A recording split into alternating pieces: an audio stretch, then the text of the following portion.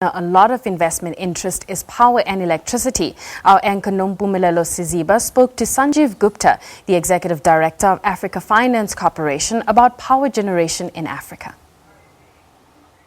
The problem is not finding projects. The problem is how do you create an environment where the large users of power stop their private captive diesel or other arrangements and come to the grid.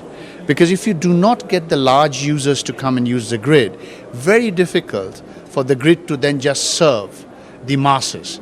Because in some form or manner, there is an affordability issue which needs to be subsidized by the larger users.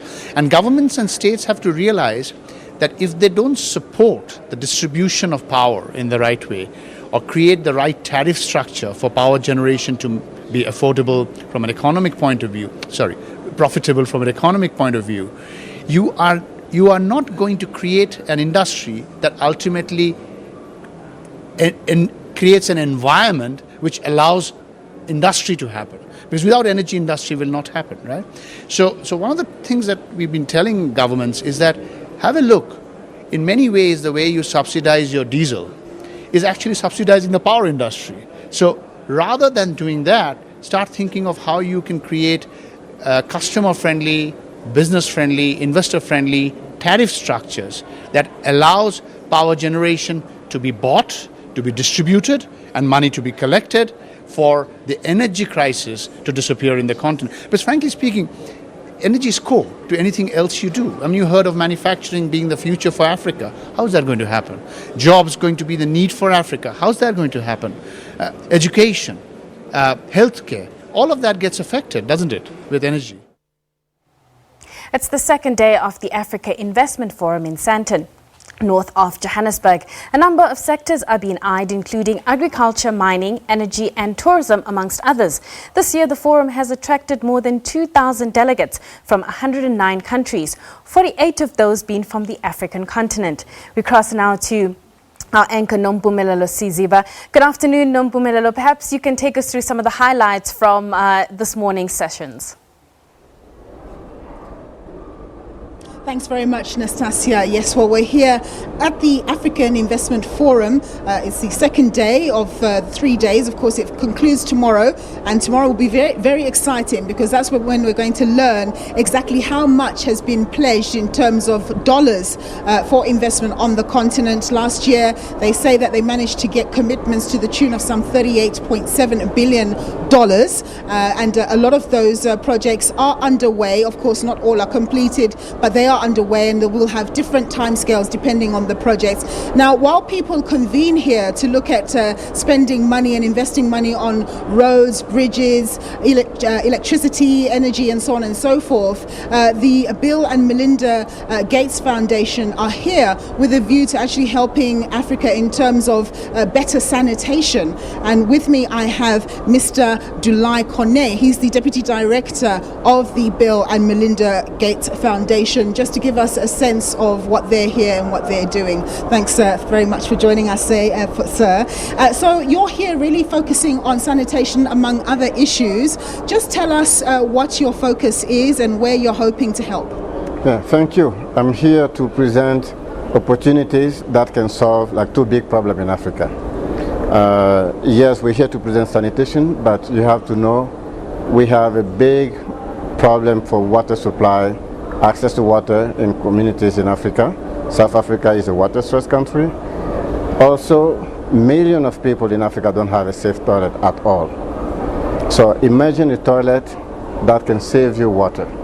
Imagine a toilet that takes less water than what goes today in the flush toilet. That's the type of innovation we're bringing forward. Imagine a toilet that does not require seawater to function and would cost exactly the same money that everyone can afford to get a functional system in their home. A toilet that would not stink, that kills pathogen, that can work off-grid, but also saves you water at the same time. And the great thing, of course, is that you are engaging with people who are developing these technologies, and you'll be helping to fund those. Yes, as a Gates Foundation, we understand for any technology to be in the market, someone has to do the initial investment to develop it for The last 7 years, and Bill Gates has said this in many platforms, for the last 7 years we've already invested about 200 million in many companies to mature toilet technologies that save on water, that kill pathogen, and that would operate off-grid without sewage system. Okay, safe product. Now we are here to look for potential investors who can bring those technologies to market. We have companies who are ready to sell, who are looking for business partners, who are looking for investment opportunities. So a conversation like we're having here in this very platform, the Africa Investment Summit, hosted by the African Development Bank, this is exactly the right platform to leverage potential partnership. And I really believe with partnership like we are doing with the African Development Bank, we can drive this forward. Do you think, like you say, it's a great platform and it's the appropriate platform, but you're looking more at the social needs of people. Do you think that this forum needs to also better focus on the social side? Because we can have all the fancy bridges, all the fancy roads, but it doesn't help if people are living in abject poverty. Yeah, for that I really have to say thank you to the African Development Bank. Because as you mentioned in the beginning, when people think about investment forum, it's usually the biggest infrastructure, road, energy of course is the big deal. But this time I think the bank also has realized investment and program that can have bigger social impact on communities is also important. So we are coming up with innovation that can create jobs. It's not only about solving problems, but you look at the way, all the government want to build the economy. We are all betting on creating jobs for the youth, coming up with the next, biggest enterprise and companies who can leapfrog. The sanitation and water sector is providing that. With the technology that our partners are bringing forward, we're providing that. And I'm not saying this to just get people excited. Here in South Africa, we've been working with the government to make that happen. And in fact, 2 days from now, we're going to have an event where we're bringing international industry players together to have extensive conversation with business entities here in South Africa. And these are programs supported by the Department of Water and Sanitation, the Water Research Commission, the Department of Trade and Industry is involved in this. The Department of Science and Innovation is a very good partner supporting this. SALGA, the local municipal government association.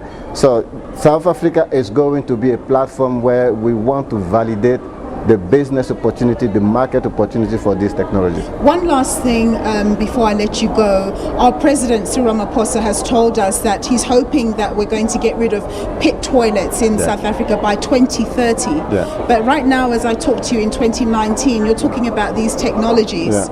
Do you think that's perhaps too far away? Because, I mean, you have the technology there where people can go to the toilet without having to worry about falling into the toilet. Yeah, this is the part which gets me emotional about some of the problems the country has faced before with. Yes, we're trying to deliver on the president's message. He gave a powerful policy speech in August 2018 where he understands and he made it very clear why we need to now bring innovative solutions that are safe for the people.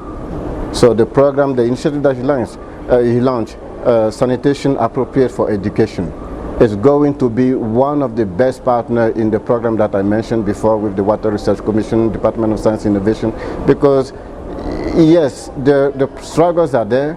We have the technologies, partners who are also ready. We now need the policymaker to make that happen. We need, Treasury, all the government division which can actually push this technology forward to come and partner with these industry players. They need financing to go to scale. And with the right policy and advocacy platform, I think we can meet the president's goal. We have to. There's no other alternative. Super. Thank you very much, Mr. Doulaye Kone. He's Thank the you. Deputy Director at the Belinda and at the Bill and Melinda Gates Foundation. What he's telling us about is very exciting indeed. We know that in South Africa we've had children die by falling into pit latrines and so on and so forth, but there's technology there, and of course if the policymakers are serious enough and there's money injected into these programs, hopefully we can get rid of pit latrines sooner than 2030, as President Cyril Ramaphosa has said. Back to you, Nastasia.